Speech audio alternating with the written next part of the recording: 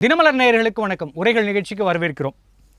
ஜாதி பெயர்களை கல்வி நிறுவனங்களிலிருந்து நீக்க வேண்டும் என்று உயர்நீதிமன்றம் உத்தரவு பிறப்பித்திருக்கிறது. காரணம், தொடர்ந்து ஜாதிய பெயர்களால் வன்கொடுமைகளும் கொலைகளும் நடந்து கொண்டே இருக்கிறது. அதை தடுப்பதற்கு இதுதான் வழி என்று குறிப்பிட்டிருக்கிறார்கள். இதற்கு முன்னதாக 3 ஆண்டுகளுக்கு முன்பாகவே பாடப்புத்தகங்களிலிருந்து ஜாதிய பெயர்களை நீக்க வேண்டும் என்கிற ஒரு உத்தரவு பிறப்பிக்கப்பட்டது.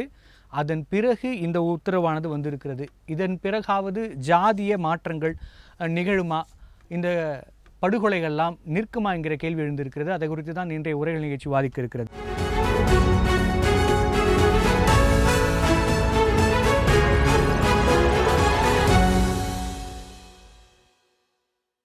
ஜாதிய பெயர்கள் நீக்கம் மாற்றம் யார் கையில் என்பது குறித்து விவாதிக்க நம்மோடு இணைந்திருப்பது பாஜகவை சார்ந்த திரு TS சங்கர் அவர்கள். வணக்கம் சார்.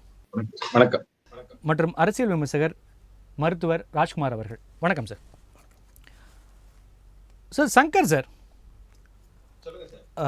நீதிபதி அவர்கள் ஒரு குறிப்பிட்டு சொல்லியிருக்காரு, வேறு ஜாதியில் கல்யாணம் பண்ணுறதாலேயே இளைஞர்கள் கொல்லப்படுகிறார்கள், ஜாதிய காரணங்களுக்காக மாணவர்களும் தாக்குதலுக்குள்ளாகிறார்கள், இதை தடுப்பதற்கான நடவடிக்கையாகத்தான் இதை பார்க்க வேண்டும். அதற்கு முதல் கட்டமாக கல்லூரி மற்றும் பள்ளிகளில் இருக்கிற ஜாதி பெயர்கள் நீக்க வேண்டும் அப்படிங்கிற ஒரு உத்தரவை பிறப்பித்திருக்கிறார். அதை நீங்க எப்படியா பாக்குறீங்க சார்? எனக்கு இந்த உத்தரவை பிறப்பித்த நீதியரசர் மேல மிகுந்த மரியாதை உண்டு. அவருடைய அணுகுமுறை நீதிமன்றத்துல மிக மிக மிக வரவேற்கத்தக்க அளவுல இருக்கும். அதனால அவருடைய கருத்து ஒரு மனிதாபான அடிப்படையில தான் அணுகி இருக்க முடியும் அப்படின்றதுல எனக்கு எல்லளவும் சந்தேகம் இல்லை. ஆனா ஒரு விஷயம் மட்டும், இதற்கு ஒரு விமர்சனம் வரக்கூடிய அளவுல இந்த தீர்ப்பு இருக்குன்றத மட்டும் என்னால உறுதியா சொல்ல முடியும். எந்த இடத்துல இருந்து இது ஆரம்பிக்குது அப்படின்னா, ஜாதி என்றது ஒரு ஒழிக்கப்பட வேண்டியதுன்ற இந்த சமுதாய எண்ணத்துல இருந்து இது மாறுபடுது. ஜாதி அப்படின்றது ஒரு ஒத்த கருத்துடைய, ஒத்த பழக்க வழக்கங்களுடைய, ஒத்த ஒரு உறவுக்குள்ளான அடிப்படையில் உருவாக்கப்பட்டது அந்த ஜாதின்றது. அது எந்த இடத்துல தவறா போகுது அப்படின்னா, மற்றவர்களோட மோதல் போக்க உருவாக்கும் பொழுதோ, அவர்களுடைய வாழ்க்கையில நாம குறுக்கிடும் பொழுதோதான் அது ஜாதி பிரச்சனைன்ற ஒரு சூழல்ல உருவாகிட்டு போகுது. அடையாளத்தை அழிச்சுக்கிட்டு நீங்க இன்னொருத்தரோட போய் நீங்க சுமூகமா இருங்கன்றது நம்முடைய வாழ்க்கை முறைக்கு ஏற்புடையது அல்லன்றது என்னுடைய கருத்து. அடையாளத்துல இருக்கக்கூடிய குறைபாடுகளை நீங்க நீக்கிக்கலாம்.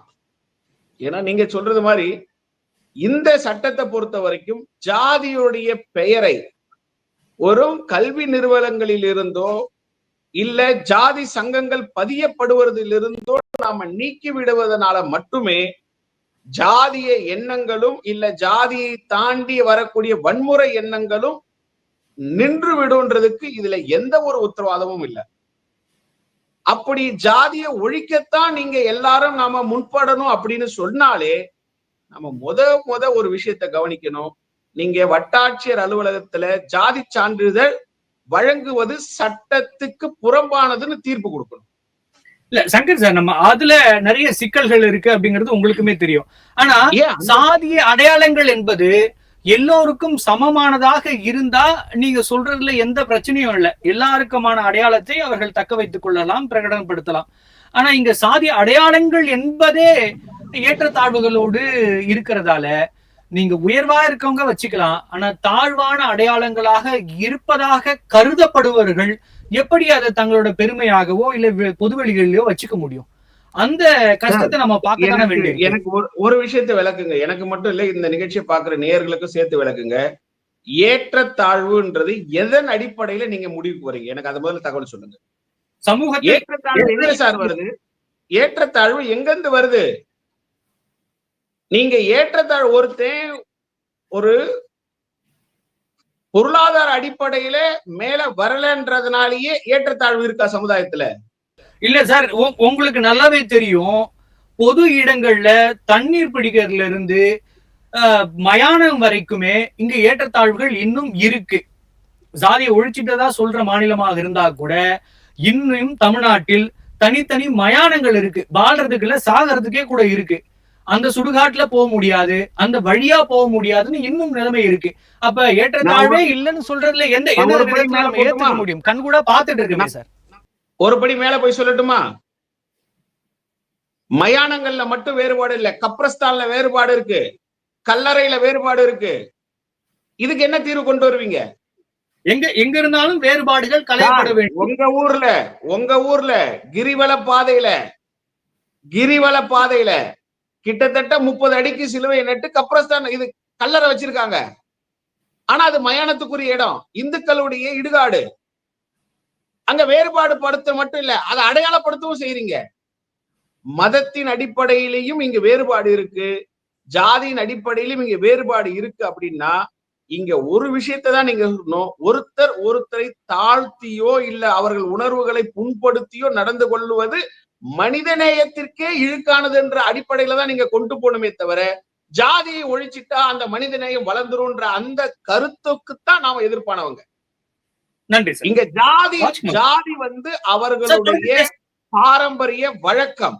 அந்த பாரம்பரிய வழக்கம் இப்போ ஒரு உதாரணத்தை மட்டும் நான் சொல்லிடுறேன், அடுத்தது தொடர்ந்து பேசலாம் சார். சார் தொடர்ந்து பேசலாம் சார். உங்களோட கேள்வி தான் ராஜ்குமார் சாருக்கு வைக்க விரும்புகிறேன்.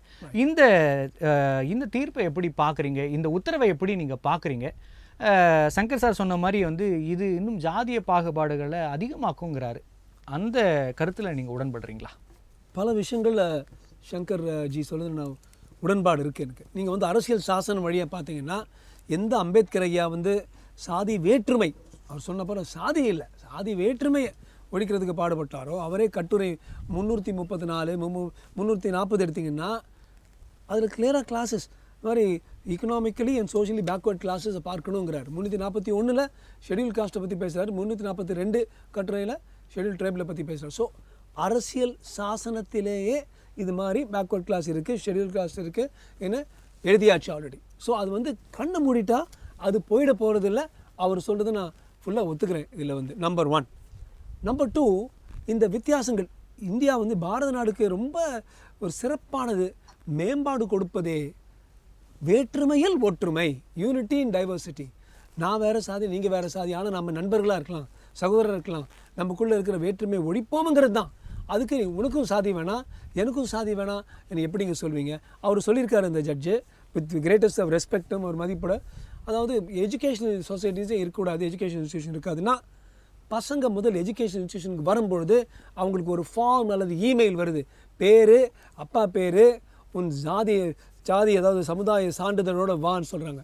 அது மாதிரி வர வச்சுட்டு அதில் ஒதுக்கீடு வச்சுக்கிட்டு உலகத்திலேயே நேர்களுக்கு சொல்ல விரும்புகிறேன், உலகத்திலேயே ரொம்ப அதிக சமுதாயம் சாதியோடைய அடிப்படையில் ஒதுக்கீடு பண்ணுறது தமிழ்நாடு தான். 69% ஒதுக்கீடு வச்சுக்கிட்டு நீ அந்த சான்றிதழை கொண்டு வா, எந்த டிஸ்ட்ரிக்டில் பிறந்த, நீ எந்த காஸ்ட்டில் பிறந்தன்னு கேட்டுட்டு அப்படி முதல்ல அந்த அந்த வேறுபாடை நம்ம கொண்டு வந்துடுறோம்.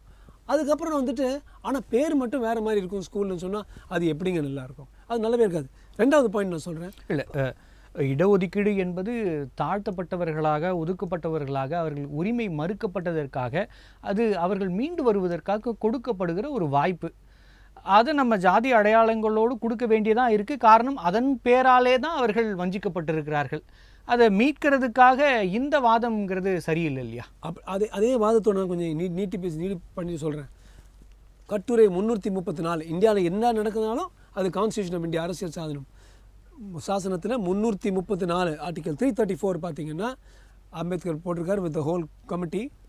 இது வந்து 10 வருஷத்துக்கு நீங்கள் சொன்னீங்களே பார்த்தீங்களா, அந்த மேல் கீழ் அந்த வித்தியாசங்கள் இருக்குது, அந்த வித்தியாசங்களை ஒருங்கிணைக்கிறதுக்கு 10 வருஷம் தேவைப்பட்டால் 10 வருஷத்துக்கு அப்புறம் நம்ம வந்து அதை ரிவ்யூ பண்ணலான்னு.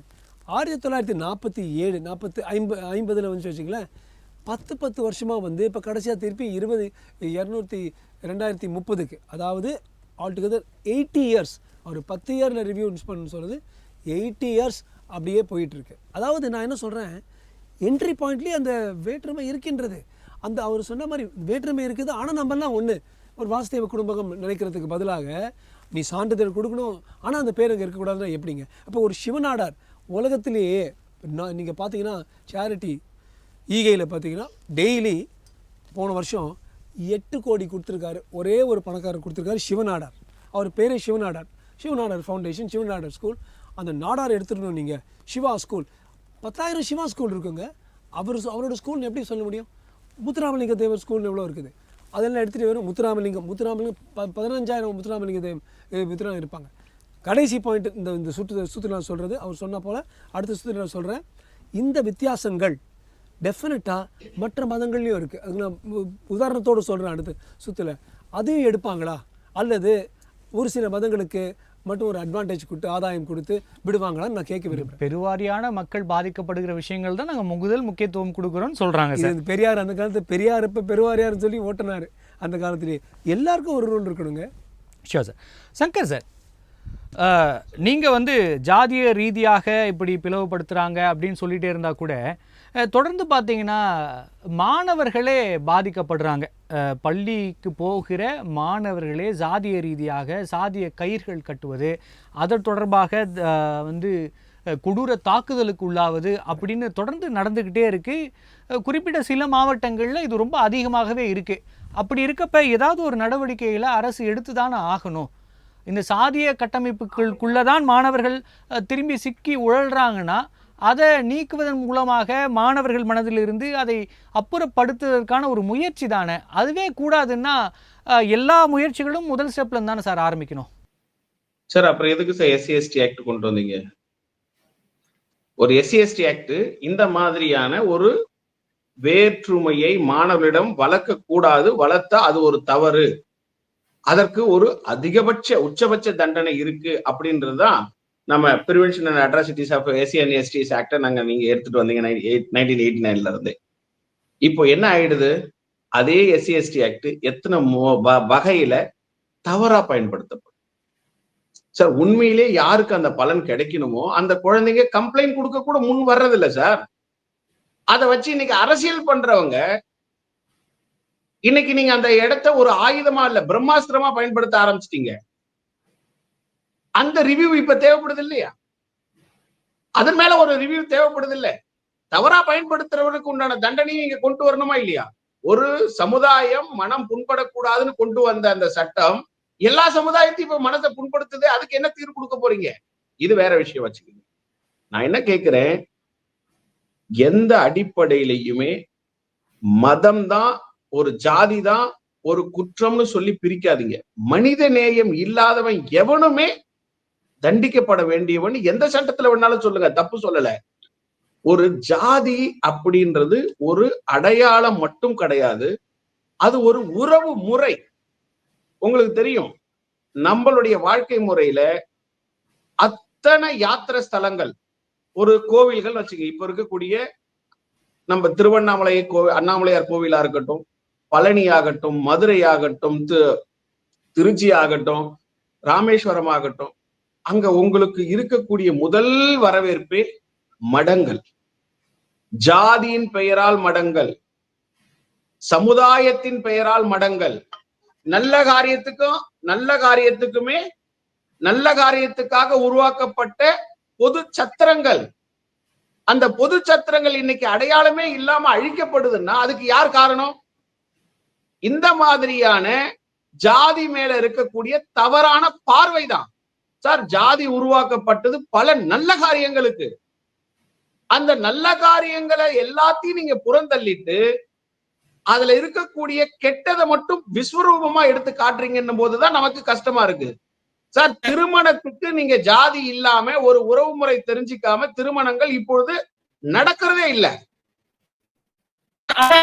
ஜாதி விட்டு ஜாதி கல்யாணம் பண்றதாலேயே அந்த குழந்தைகள் அந்த கொல்லப்படுவதும் ஜாதியின் பெயரால் தான் நடக்குது. அப்ப இந்த அளவுக்கு கொல்லப்படுவது, படுகொலைகள் என்பது தொடர்ந்து நடக்குதுன்னா அப்ப அந்த ஜாதி நீக்கப்பட வேண்டியது தானே. அதுல மாற்று கருத்து இருக்க முடியாது இல்லையா? ஜாதி நன்மைகளை விட தீமைகள் அதிகமா இருக்கு. ஜாதி நீக்கப்பட வேண்டியது அல்ல, ஜாதி வெறி நீக்கப்பட வேண்டியது. பதில் சொல்றேன். நல்ல क्वेश्चन நீங்க கேட்டீங்க. ஆனர் கில்லிங்ஸால 12 பேர் கடந்த 3-4 வருடங்கள்ல இறந்திருக்காங்க தமிழ்நாட்டில். ஆனா டாஸ்மாக் மது அருந்ததுனால ஒவ்வொரு மாதமும் 1200 1500 பேர் இறந்து போறாங்க ராஜ், ஒவ்வொரு மாதமும். ஸோ ஒரு வருஷத்துக்கு 15,000 18,000 பேர் ஏறக்குறைய மதுவினாலே மாய்கிறாங்க, தமிழ்நாட்டில் இறந்து போகிறாங்க. அப்போ இந்த 3-4 வருஷங்களில் பார்த்தீங்கன்னா ஏறக்குறைய 50,000-60,000 பேர் இறந்துருக்காங்க. ஸோ 50,000-60,000 பேர் இறந்து போகிற ஒரு மதுவிலக்கு. ஒரு சின்ன குறுக்கீடு மட்டும், மதுவினால இறந்து போறவர்கள் காரணம் அவர்கள் மது அருந்துகிறார்கள், தவறு செய்கிறார்கள், தவறுதான்னா கூட அதனால் இறந்து போகிறாங்க. சரி, ஒரு ஜாதியில் பிறந்ததாலேயே எந்த தவறும் செய்யாதவர்கள் இறந்து போவதையும் அதை நம்ம ஒப்பிட முடியாது இல்லை சார்? ஒப்பிட முடியாது. ஆனால் இன் டேர்ம்ஸ் ஆஃப் எப்படி நான் சொல்கிறேன், சொசைட்டி டெப்ரிசியேஷன் இருக்குது. அதாவது சமுதாய ரீதின்னு நம்ம பார்த்தோம்னா ஒரு சமூகத்துக்கு எது நல்லது, எது அவனாலவா இன்னொருத்தரால தெரில, ஆனால் திடீர்னு 50,000 பேர் 3 வருஷத்தில் ஒரு விஷயத்தை இறந்து போயிடுறாங்க, கோவிட் மாதிரி. அப்போ அதுக்கு வந்து மேக்ஸிமம் நம்ம இம்பாக்ட் கொடுக்கணுமா? இல்லை, கண்டிப்பாக தப்பு இல்லை, அதில் மாற்று கருத்து இல்லை. அதுக்கே ரூல் வரல. 50,000 பேர் ரெண்டு கொடூரனுங்க என்னை பொறுத்த வரைக்கும். ஒரு வந்து சாதி வெறி கொடூரன், ஒருத்தர் வந்து மது கொடூரன் 50,000 பேர் கொண்டு இருக்கான்.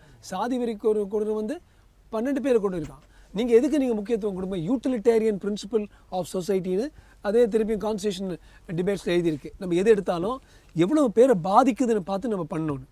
ஒன்று. ரெண்டாவது, நாங்களும் வந்து யாருமே சாதி வெறியை வந்து நாங்கள் வந்து ஆமோதிக்கலையே, அதுக்கு நாங்கள் ஆட்சேபிக்கணும். அந்த யூனிட்டி அண்ட் டைவர்சிட்டின்னு கற்றுக் கொடுக்குறதே சாதி வெறி வேணாம், நம்மெல்லாம் ஒன்று அவங்க கூட்டி அணைக்கணும். ஆனால் வெறும் ஒரு நெல்லை நாடார்ங்கிறது அது வெறும் நாடார் எடுக்கிறதுனாலவோ அல்லது பச்சையப்ப முதலியார் வந்து வெறும் அந்த முதலியார் எடுக்கிறதுனாலவோ அது வந்து போகாது. அப்படியே இன்னொரு விஷயம் சொல்கிறேன். நான் அந்த டீட்டெயிலில் படித்தேன். அந்த பசங்க கத்தி வச்சு அட்டாக் பண்ணாங்க.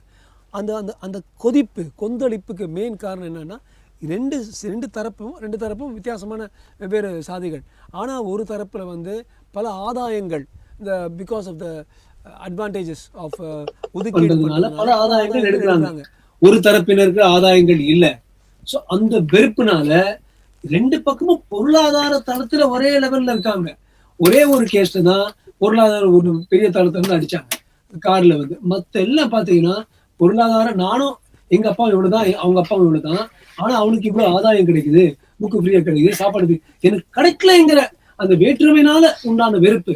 ராஜ், நான் வந்து நேர்களுக்கு சொல்லணும், அந்த அதனால உண்டான வெறுப்பை வந்து நம்ம வந்து தகர்த்தணும் என்றால் அந்த economically weaker sections நம்ம கான்ஸ்டியூஷன்ல கட்டுரை 334 போட்டிருந்தாங்க போல, பொருளாதார ரீதியில் பின்தங்கி இருப்பவர்கள் அத்தனை பேரும் அதே கண்ணோட்டத்துடன் அதே பெர்ஸ்பெக்டிவோட நாம் பார்த்தால் இந்த சாதி வெறி, இந்த பிரச்சனை தீர்ந்து போயிடும். இது அவங்க வளரும் பொழுது, இந்த ஆதங்கம், இந்த கொந்தளிப்பு வளரும் போது, எங்க அக்கால இந்த எடுத்தாண்டா அவனை போடுன்னு சொல்லி அது சாதி வெறி ஆயிடுது. திருப்பி நான் சொல்றேன், ஒரு சமுதாயம்ங்கிறது நன்மை செய்வதற்கு, இந்த சாதி வெறிங்கிறது கொடுமை செய்யறதுக்கு. அது ரெண்டையும் பிரிச்சு பார்க்கணும். கண்டிப்பா சார். சங்கர் சார் சொல்லுங்க சார். தொடர்ந்து நிறைய சாதிய கொலைகள் நடந்துகிட்டே இருக்கு. அரசாங்கம் எவ்வளோ ட்ரை பண்றேன்றாங்க, ஆனாலும் அந்த கொலைகளும் தாக்குதல்களும் குறையவே இல்லை. காரணம் என்ன நினைக்கிறீங்க? எதை செய்தால் இந்த சாதிய வன்முறைகளுக்கு ஒரு முற்றுப்புள்ளி வைக்க முடியும்னு நினைக்கிறீங்க? உண்மையை சொல்லணும்னு, நீங்க சாலை விபத்துக்கள்ல நடக்கக்கூடிய அந்த குற்றங்களை விட இந்த ஜாதிய வன்முறையில நடக்கக்கூடிய குற்றங்கள் இப்போ ரொம்ப ரொம்ப ரொம்ப ரொம்ப ரொம்ப குறைஞ்சிருச்சு. அதுக்குண்டான மனநிலையே மக்களுக்கு இப்போ வந்துருச்சு. நீங்க ஜாதி வன்கொடுமை கொலைகள் அப்படின்னு நீங்க சொல்றீங்கன்னா, அந்த ஜாதி வன்கொடுமையில இருக்கக்கூடிய 1% 2% ஜாதி வெறியர்களுக்கு தான் நாம தீர்வு காணணுமே தவிர, நாம கொசுவுக்கு பயந்துகிட்டு வீட்டை கொளுத்துறோம் அப்படின்ற ஒரு சின்ன ஒரு உதாரணத்துக்குள்ள போய் நம்ம மாட்டிக்கணும். ஆனாலும் கூட ஜாதி வெறிகளால் பாதிக்கப்படுபவர்கள் அப்பாவி மக்களாகவும் இருக்கிறார்கள், சாதாரண மக்களாகவும் இருக்கிறார்கள். இந்த ஜாதிய கொலைகள்ல நம்ம பார்த்தோம்னா, யார் தாக்கப்படுகிறாரோ அவர் மட்டும் பாதிக்கிறது இல்லை, யார் தாக்குறாரோ அவரும் தான் பாதிக்கப்படுறார். அப்ப ஒரு சமுதாயமே தொடர்ந்து குற்றவாளிகளா மாறிக்கொண்டே இருக்கிறார்கள் அல்லது விக்டமா மாறிக்கிட்டே இருக்காங்க. அப்ப அதை தடுக்க வேண்டிய கட்டாயம் இருக்குல்ல, அதற்கான வழி என்னன்னு பார்க்கணும்ல. ஏன்னா எல்லா விதங்களிலும் இழப்புகள் தொடர்ந்து இருந்துகிட்டே தான் இருக்கும். எது தவிர்க்க முடியுமோ, எதை தடுக்க முடியுமோ அதை செய்யணும் இல்லையா? அதற்கான வழிகள் என்ன? ஒரு விஷயத்த தெளிவா கேட்கிறேன். நீங்க ஜாதியை தடுக்க முடியும் அப்படின்னு கேட்டா, நீங்க ஜாதி சர்டிபிகேட் வழங்குறத தடுக்கணும். ஜாதியை தடுக்க முடியும் அப்படின்னு சொல்லிட்டீங்கன்னா, நீங்க ஜாதியில இருக்கக்கூடிய ஏற்றத்தாழ்வை குறைக்கணும்னு முடிவு பண்ணிட்டீங்க அப்படின்னா, யாருக்குமே ஜாதி அடையாளங்களே இல்லைன்ற அளவுக்கு உங்களால சட்டத்தை கொண்டு வரணும். ஆனா எந்த ஜாதியை தடுக்குதோ அந்த அரசாங்கம் தான் ஜாதிக்கு ஒரு விகிதாச்சாரத்தை உருவாக்கி நீங்க வேலை வாய்ப்பை உருவாக்குறீங்க. எந்த ஜாதியை தடுக்கணும்னு நாம நினைக்கிறோமோ அந்த ஜாதிக்கு தனி ஒரு சட்டத்தை கொண்டு வந்து மக்களிடையே வேற்றுமையை உருவாக்குறீங்க. சொல்லுங்க, நீங்க ஜாதி ஒழிக்கணும்ன்ற முனைப்போட எந்த செயல்பாட்டையும் கொண்டு வராம ஜாதியுடைய வெறுப்புணர்வை உயர்த்துற மாதிரி சட்டங்களும் செயல்பாடும் நடைமுறைகளும் தீர்ப்புகளும் கொண்டு வந்துட்டு மக்கள்கிட்ட இருக்கக்கூடிய ஜாதியை நீங்க வெறி பிடிச்சவங்களா மாத்துறதுக்கு அத்தனை சூழ்நிலையை உருவாக்கிட்டு நான் ஜாதியை ஒழிக்க போறேன் அப்படின்னா எப்படி முடியும்? நீங்க ஜாதியை ஒழிக்கணும்னா உறவு முறையை ஒழிக்கணும். ஜாதின்றது நத்திங் பட் ஒரு உறவு முறை, அவ்வளவுதான். ஜாதின்றது ஒரு தொப்புள்படி உறவுகள் வளர்ந்துகிட்டே போறத ஒரு அமைப்பை ஒரு கூட்டத்தை நம்ம ஜாதிக்குள்ள கொண்டு வந்திருக்கிறோம். நீங்க ஜாதியை ஒழிக்கணும்னு நினைச்சீங்கன்னா குடும்ப முறையையே ஒழிக்க வேண்டி வரும். அப்படி நீங்க குடும்ப உறவுகளை ஒழிச்சிட்டு எந்த சமுதாயத்துக்காக இந்த சமுதாயத்தை நீங்க நிர்வாகம் பாக்குறீங்க? ஜாதியில இருக்கக்கூடிய வெறிய ஒழிக்கிறதுக்கு மட்டும்தான் நாம தீர்வை எதிர்பார்க்கணுமே தவிர ஜாதி ரீதியான நல்ல விஷயங்களை நாம நிச்சயம் ஏற்றுக்குதான் முடியும். அதனாலதான் எந்த ஒரு சட்டமும் இது வரைக்கும் நேரடியா ஜாதி இல்லைன்னு நீங்க கொண்டு வாங்கன்னு சொல்ல முடியல. இதுக்கு முன்னாடி நீங்க முத இந்த ஜாதி ஒழிப்பு எங்க சார் ஆரம்பிச்சது சார்? 1850 காஸ்ட் டிசபிலிட்டி ரிமூவல் ஆக்ட்னு கொண்டு வந்தான். எதுக்காக கொண்டு வந்தான்? மதம் மாறி கிறிஸ்தவனா போயிட்டாலும் தான் மூதாதையர் சொத்துல தன்னுடைய மூதாதையர் சொத்துல பங்கு இருக்கிறத உறுதிப்படுத்துறதுக்காக கொண்டு வந்தான். மத மாற்றத்தை ஊக்குவிக்கிறதுக்காக கொண்டு வந்தான். அதுக்கப்புறம் நீங்க ஜாதியை ஒரு நேர் கொண்டு போகணுன்றதுக்காக SC/ST ஆக்ட தான் கொண்டு வந்திருக்கீங்க. ஜாதியை பொறுத்த வரைக்கும் அவர் ஒரு சமுதாயத்தை நெறிப்படுத்த பயன்படுத்திக்கிட்டு இருந்த இந்த காலகட்டத்துல வெறுப்புணர்வை உருவாக்குனதே அரசு தானே தவிர அரசியல் தானே தவிர பொதுமக்கள்கிட்ட இல்ல. சங்கர் சார், ஜாதியை நீங்க பின்பற்றாதீங்க அப்படின்னு எந்த இடத்துலயும் அவங்க குறிப்பிடல. ஜாதிய பெருமைகளை பேசுற மாதிரியோ இல்ல ஜாதிய பெயர்களை வெளிப்படுத்தி அதன் மூலமாக ஒரு விளம்பரங்களை செய்ய வேண்டாம் அப்படின்னு அரசு சொல்லுது. எங்க நீங்க சொல்ற உங்க வாக்குப்படியே எடுத்துக்கிட்டா கூட ஜாதியம் அப்படிங்கிறது இங்க பிரச்சனைகள் இல்லை. ஆனா அந்த ஜாதிய தற்பெருமை பேசுறதோ இல்ல மற்ற ஜாதிகளை குறைத்து பேசுறதோ தான் இங்க பிரச்சனையா இருக்கு. அப்படி இருக்கப்ப பொது வழிகள்ல கல்வி நிறுவனங்கள்ல பேர் வைக்கிறப்ப அது பிரச்சனைக்குள்ளதான் மாறும் இல்லையா? அப்ப அதை நம்ம சரி செய்யதானே வேணும். அதுக்கு ஒரேடியா ஜாதியே வேண்டாம் அப்படிங்கிற முடிவுக்கு அரசும் வரல, நீதிமன்றமும் வரல இல்லையா? கல்வி நிறுவனங்களோ சரி, பொது மடங்களோ சரி, இல்ல சௌத்ரிகளோ சரி, ஜாதி பேரை தன்னை அடையாளப்படுத்திக்கிறதுக்காக வச்சாங்களே தவிர தன்னுடைய இனத்தை ஜாதி வெறிய தூண்டுறதுக்காக வைக்கல. எல்லா ஜாதியுடைய கல்வி நிறுவனங்களும் அந்த சமுதாயத்துல இருக்கக்கூடிய குழந்தைகள் தேடி வந்து வளம் பெறணும், அவர்கள் இந்த சமுதாயத்துல சிறப்பா வளர்றதுக்கு நாங்க எங்களால முடிஞ்ச உதவியை கல்வி நிறுவனம் மூலமா செய்யறோன்றதுக்கான அடையாளமான ஒரு அறைகூவலாத்தான் கல்வி நிறுவனங்கள்ல ஜாதிகளுடைய பெயர் இருக்குதுன்னு நான் நம்புறேன். ஆனா காலப்போக்குல நீங்க தான் அதை அடையாளத்தை மாத்த விரும்புறீங்க. நீங்க பாத்துக்குங்க, எங்க இடத்துல இப்போ நீங்க ஒரு கோவில் பக்கத்துல போறீங்க, இல்ல கோவிலுடைய ஒரு யாத்திரிகைகள் ஒரு பயணம் பண்ணும் போது அங்க இருக்கக்கூடிய ஒரு வன்னியர் மடம், யாதவர் மடம், உங்களுக்கு கூடிய 24 மட செட்டியார்கள் மடம், முதலியார்கள் மடம், துளு வேளாளர் மடம்னு சொல்லி ஒவ்வொரு இடத்துலயும் ஒரு சமுதாயத்தினர் ஒன்று சேரும் பொழுதுதான் பொது காரியத்தையே செஞ்சுக்கிட்டு இருக்கக்கூடிய செய்ய முடிஞ்ச நிலையில தான் இந்த சமுதாயம் வந்தது. அந்த மடங்களுடைய நிர்வாகிகள் சேர்ந்துதான் இனி வெறும் மடம் மட்டும் நமக்கு பத்தாது, கல்வி கூடங்களும் வேண்டும் நம்ம மாணவர்கள் வளம் பெற அப்படின்றதுக்கு தான் அந்த இடத்துக்கு கல்வி கூடத்துக்கு போனாங்க. இப்ப எனக்கு என்ன ஒரே ஒரு வருத்தம் இந்த தீர்ப்புல, ஐயாவுடைய தீர்ப்புல அப்படின்னா, ஏற்கனவே பதிவு செய்யப்பட்ட சங்கங்கள்ல கூட ஜாதி பேர் இருந்தா நீங்க நீக்கிடுங்க, இல்லாட்டி பதிவே தொடரக்கூடாதுன்ற அளவுக்கு உத்தரவு வரும்பொழுதுதான் ஒரு வருத்தம் வருது. ஜாதிய அடையாளம் மறைக்கப்பட வேண்டியது அல்ல, ஜாதி வெறி ஒழிக்கப்பட வேண்டும். இதற்கு அரசுதான் முடிவெடுக்கணும். எந்த இடத்துல ஜாதியால மனிதனை வேறுபடுத்த கூடாதுன்னு இந்த அரசாங்கம் சொல்லி தருது? நீ போட்டிருக்கிற அத்தனை சட்டமும் அத்தனை நெறிமுறைகளும் ஜாதியை ஊக்குவிக்கிற மாதிரிதான் இருக்கு. பக்கத்துல குழந்தைய உட்கார வச்சு படிக்க வச்சு அவனுடைய குடும்ப அடையாளத்துக்காகத்தான் அந்த பெயர்கள் ஜாதின்ற ஒரு பேரு. அத அந்த அளவுல அவன் மனசுல பதிய வைக்கணும். அதை விட்டுட்டு ஜாதிய பெயர்கள் வைப்பது என்பது இடையில வந்ததுதானே சார்? இடையில போறது சரியான விஷயமா தானே இருக்கும். உங்களுக்கு புரியல? இடையில வந்ததுன்னு எத்தனை ஆண்டுகளுக்கு முன்னாடி இடையில வந்ததுன்னு நினைக்கிறீங்க?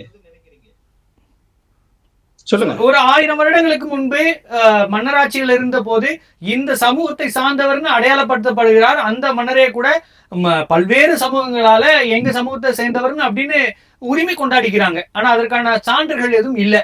அப்படின்னா அவர்கள் ஜாதி அடையாளங்கள் இட்டு ஜாதிய பெயர்கள் இட்டு தான் வாழ்ந்திருக்கிறாங்க. அப்ப ஒரு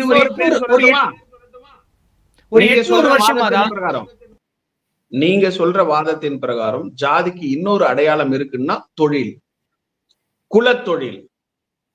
இன்னைக்கு ஒரு குலத்தொழில ஒரு வாணிபம் செய்யக்கூடியவர்கள் ஒரு சமுதாயத்தினர், ஒரு உழவு செய்யக்கூடியவர்கள் அதனுடைய குறிப்பிட்ட தொழில், ஒரு மண்பாண்டம் செய்யக்கூடியவர்கள் ஒரு ஜாதியினர், அப்படி வச்சுக்கோங்க. இப்படி ஜாதி பெயரை நீங்க எடுக்கணும்னு முடிவு பண்ணீங்கன்னா அங்க உங்களுக்கு தேவைப்படுறது குலத்தொழில் அடையாளம்.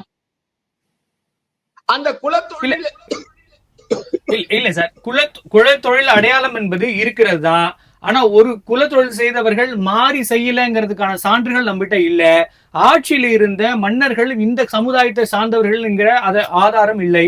அவர்களுக்கு பெயர்களுக்கு பின்னால் சாதிய பெயர்கள் இல்லை. இன்னைக்கு இருக்கிற இவ்வளவு சாதிகளும் அன்றைக்கு இல்லை. எல்லாம் ஒரு 800-1000 வருடங்கள்ல வந்ததுதான். அப்ப பாதியில வந்தது பாதியில போறது சரிதானே? அன்னைக்கு நீங்க பேசுற காலத்துல இந்த பாரத தேசத்துல இருந்தது ஒரு 30 கோடி மக்கள். அவங்க ஈஸியா அவங்க செய்யற தொழிலின் அடிப்படையில ஒரு அடையாளம் காட்டப்பட்டாங்க. அவங்களுக்குள்ள இருக்கக்கூடிய குடும்ப அடையாளங்கள் குடும்ப பெயர்களால் வழங்கப்பட்டது. இன்னைக்கு அதே நாள்ல நாம சாதியை பத்தி விசாரிக்கக்கூடிய நாட்கள்ல இன்னைக்கு ஒரு 130 கோடி மக்கள் இருக்காங்க. அவங்க தன்னுடைய இனத்தை தன்னுடைய உறவுக்குள்ள தன்னுடைய வளர்ச்சியை எதிர்பார்க்கக்கூடிய சூழல்ல தான் அவங்க தனக்கு ஒரு ஜாதின்ற ஒரு கட்டமைப்பு தேவைப்படுதுன்னு உருவாக்கி இருக்காங்க. சார், ஒரு தெருவுல ஒரு 10 குடும்பம் இருக்கும்பொழுது அவங்களுக்கு ஒரு அடையாளம் தேவையில்லை. அதே 1,00,000 பேர் இருக்கும்போது ஒரு 1000 பேர் இருக்காங்கன்னா அவங்களுக்கு ஒரு குடும்ப பேரோ ஒரு அடையாள பேரோ ஒரு குரூப்பிசம் அவங்களுக்கு உண்டான அடையாளப்படுத்திக்கிறதுக்கு ஒரு தேவைப்படுது. இப்படி வச்சிருக்கீங்க. அது சரிதான்னா அது சரிதான்னா அடுத்த கட்ட நகர்வுக்கு சமுதாயம் நகர்ந்து விட்டது. இப்ப ஐடி அப்படிங்கிறது ஒரு சாதியாகத்தான் கிட்டத்தட்ட மாறிக்கிட்டு இருக்கு.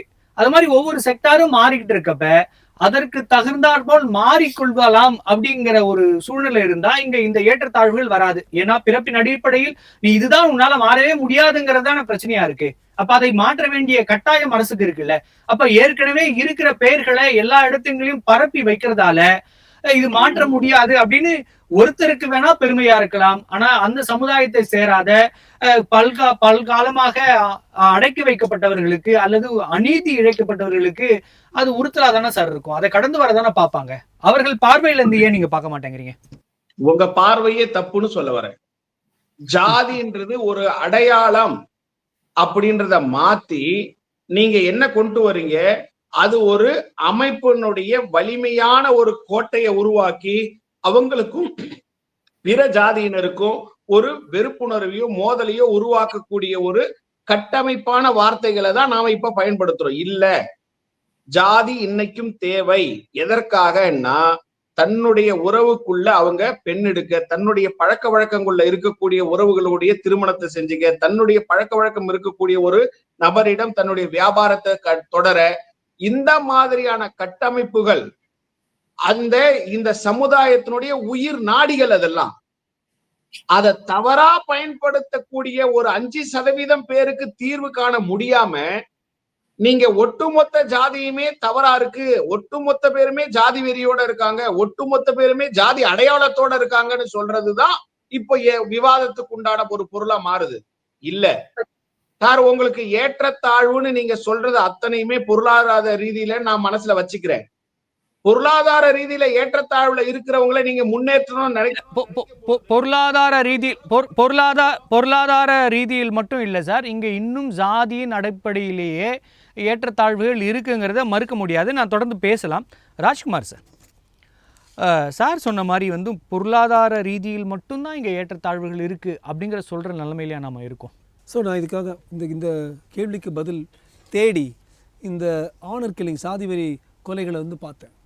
அதில் ஒரு பையன் கூட கொல்லப்பட்ட பசங்க யாருமே ஒரு டாட்டாவோ ஒரு பிர்லாவோ ஒரு அம்பானியோ ஒரு மல்டி மில்லியனரோ ஒரு டெலிவிஷன் ஓனரோ இல்லை. எல்லாம் ஒரு ஐடி இப்போ ஸ்டார்ட் பண்ணுற பசங்க. அது மாதிரி நிச்சயமாக இது இப்போது அவர் சொன்ன போல் சம்மந்தப்பட்ட மாப்பிள்ளை ஒரு பெரிய கோடீஸ்வரனாக இருந்தால் இந்த ஆனர் கில்லிங் நடந்திருக்காது.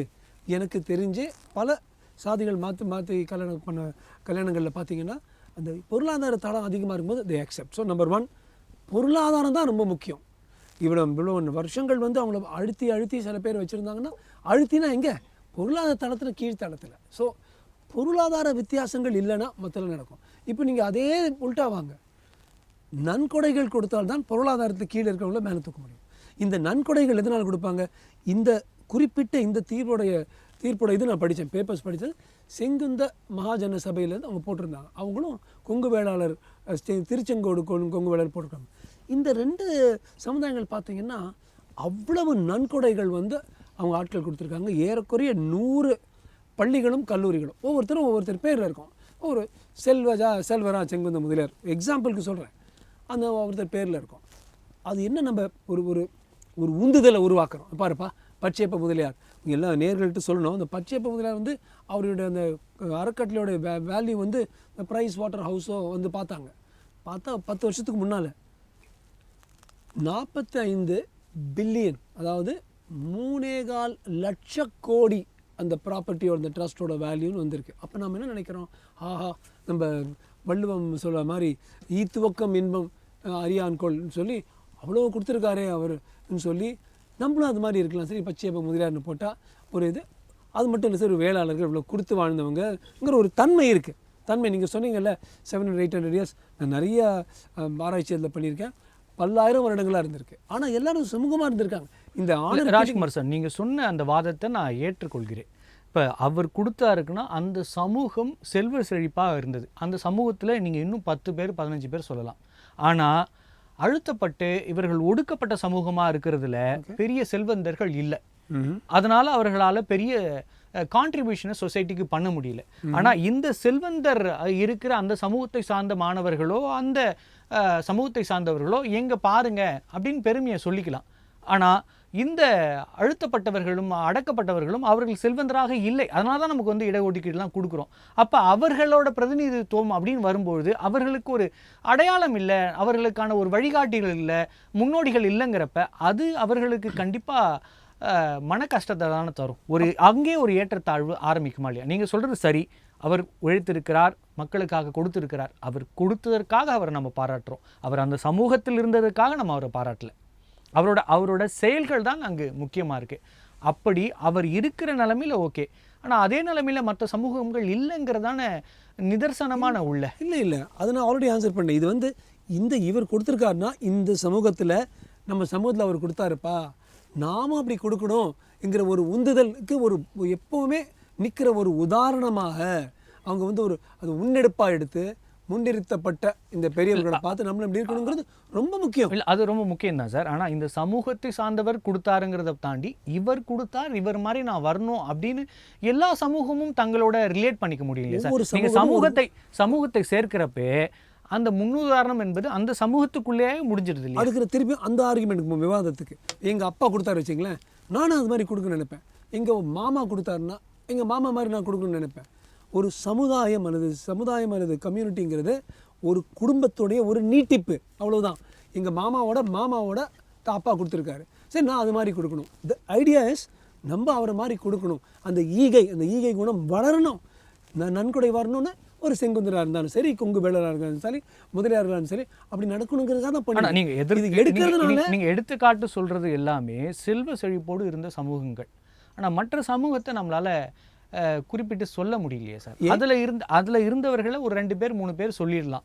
ஆனா மற்ற சமூகங்கள்ல இருந்த அளவுக்கு அவர்களுக்கு நீங்க மடமா இருந்தாலும் சரி, மற்ற கல்வி இதுவாக இருந்தாலும் சரி, அரசாங்கம் ஏற்படுத்தி கொடுத்தது தான். அவங்களால ஏற்படுத்தி கொள்ள முடியாத சூழ்நிலையில் இருந்தாங்க. கரெக்ட். அப்ப நம்ம சொல்லி காமிக்க ஏற்கனவே நாங்கள் எதனால எங்களால பண்ண முடியலங்கிற காரணத்தை தேடி போனா அது திருப்பி ஒரு இது அப்படியே வாங்க, ஏன் ஆகியமெண்ட் தான் நீங்க வரீங்க. ஏன் நாங்க பண்ண முடியல?